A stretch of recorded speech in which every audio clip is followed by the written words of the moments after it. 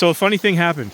I convinced Theo Kellison to come on another hunt. I did, yeah, you sure did. Actually, I don't think it was me. It was more Alexis, yeah, wasn't it? She's really good at strong arming me. Theo brought me out to, I'm telling you, we are like Middle of nowhere. Deep in the middle of nowhere. Yep. And we're hoping we can find some nice agates with some black troidals and quartz crystals. Yeah, and Theo, I got here late, but Theo's already been here and he's found some cool stuff. So he's found some petrified wood and he found a little agate. Yep. It's a nice little creek, cool little creek, and we're gonna hunt this for a bit. We'll film it if we find it. So I was looking in the water and I thought this was actually a real piece of wood.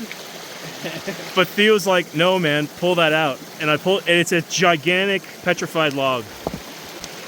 Unfortunately, we couldn't keep this piece because in Montana there's a law that you cannot keep more than 10 pounds of petrified wood or fossils. So pretty bummed about that, but we got to follow the rules. That is so cool, man. I found these two little pieces of petrified wood. These are much more manageable to bring home on the plane. This is a cool little creek. Found this piece of what Theo tells me is green opalized wood. So that's really nice and green.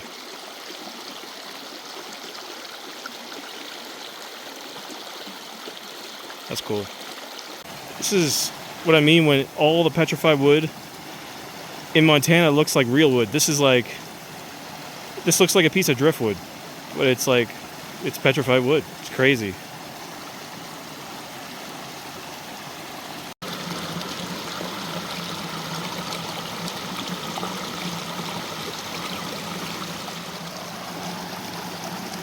Found this chunk of petrified wood.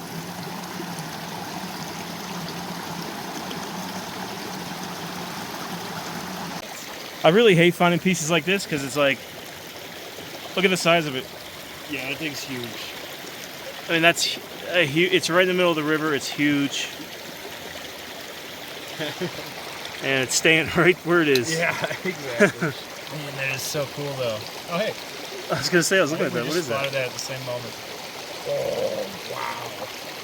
That is super, super maggoty. Oh, that's really cool. Now that's capable. Yeah. That one, not so much. Yeah. So my finds are in the back of my car, and these are Theo's finds. I found a really nice opalized piece of petrified wood. We both found that at the same time, but since he brought me up here, he gets Ty goes to the expedition lead. Yeah. Some really cool wood here. That's so funny. How with all the wood we found, like that was so not the goal for today, but so yeah, this is definitely the last rock hunt of the trip. We snuck this one in. It's late. I got a flight tomorrow morning, so I got to get back. We got a 3-hour drive ahead of us. But thanks again, Theo, for this awesome trip. I'll have memories to last me a lifetime now. This is so fun. Bucket list. Heck yeah, and yeah, this is super fun. Yeah, we're in the middle of Montana, middle of nowhere. It's really cool. So yeah, until next time. Bye. So I'm back in Nova Scotia. It's been 3 weeks since my trip to Montana, and Theo shipped me all my rocks, and I've got 3 interesting rocks that I want to cut from the video today that was shown.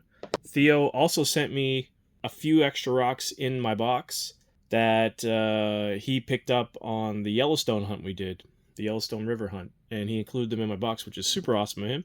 This really cool piece of petrified wood that has super agatized, like it's so agate in there. So we're going to cut that one for sure. We're going to cut it right along here. He sent me this really cool Montana agate that looks like it might have waterline or some sort of parallel banding going on here. Anyway, we're going to cut that one, and then he sent me another really cool Montana agate that you could see some banding in it. So we're going to cut those 3 and these 3 that are from today's video. So we're going to do that on the High-Tech Diamond 10-inch slab saw. So let's get started.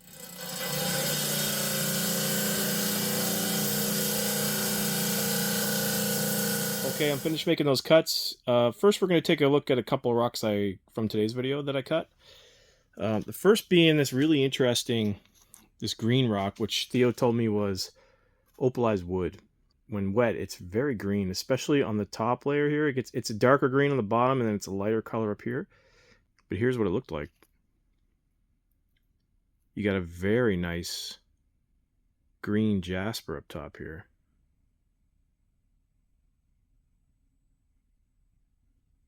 And I mean, it could be opal. It did cut pretty easy. It was still a little hard. Really cool green. We don't get material this green here in Nova Scotia, but really cool to find green. So that was really awesome. Funny thing about this rock, when I found it, I thought it was actually a piece of wood, which was really funny. But as soon as I picked it up, you could tell it was like it's a rock, but clearly petrified wood. You could see the grain. And when I cut it open, it was really grainy.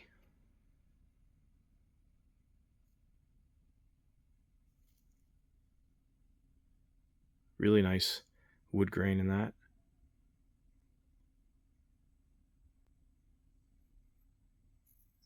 Really cool material.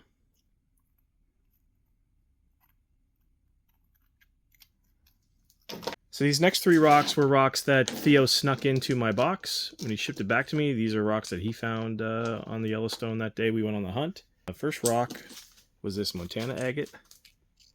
And after a cut, you could see very beautiful Montana agate. A couple fractures in it, but that banding makes up for it. You see a nice band on the outside. And you get the black kind of filling in there. Might cut a couple more off that because that black looks like it gets more intense as you get in through there. This also looks like there might be a fracture on the top there, but we'll see. But I thought that was a very nice Montana agate. So this piece here was really awesome. Look, I could tell, it had some super agatized material on the outside here, and when you cut it open, it didn't disappoint. I mean, look at that. That's gorgeous. That chalcedony mixed in with the wood grain there. It's like partial replacement as well as petrification. Really cool. It's a beautiful piece. A little chip came off it there. I might have to take another slab off so I can polish that. That's going to be like a nice little specimen piece. So very happy with that one. Thank you, Theo, for that. And last but not least, this Montana agate, which had some cool features on the outside. Now, let me tell you, this was one of the hardest rocks I've ever cut. This thing was so hard. My saw struggled to get through this. It was so hard, so hard. And when I opened it, I saw why. It's just pure Montana agate goodness. This side's cool because I got a little bit of translucency and you see some of that black, but that's like super chalcedony. I like how the dendrites kind of line the outside here. But no fractures, no fractures. It's super solid. Super solid. That was cool. I want to thank Theo for including those extra rocks in the bag. Let me tell you, Theo's an awesome dude. I mean, thank you so much, Theo, for including those rocks, those extra rocks in my box. Really appreciate it. If you don't know who Theo Kellison is, man, get over to his channel. Awesome content, Yellowstone hunts. Montana, I compare it to kind of like Nova Scotia. I appreciate where I live because it's like a rock hounding amusement park. There's just something within an hour's drive, such variety. Agates, fossils, jaspers, limb casts. Like, there's just so much variety here in Nova Scotia. And I found when I visited Montana, it was the same way. Like, the Yellowstone River has so much variety in it. There's so many different types of rocks, fossils, agates, jaspers, aventurine. It's just so cool. There's also fossil hunting in the other parts of the state. There's just a ton of variety in Montana. Reminds me a lot of home. Thanks again, Theo, for the awesome trip. It's one I'll never forget. Go over and check Theo's channel out. Amazing dude, amazing content. He is also part of the Rockhound podcast. He's one of the members over there, founding members of that podcast. So go check that out. Links to both of those channels, Theo's channel and the Rockhound podcast channel, will be in the description of this video. With that, guys, that closes out my Montana adventure. It was a bucket list item of mine. Thanks a lot for tuning in these past few weeks, watching my adventures in Montana. Everybody have a great week. We'll catch you in the next one.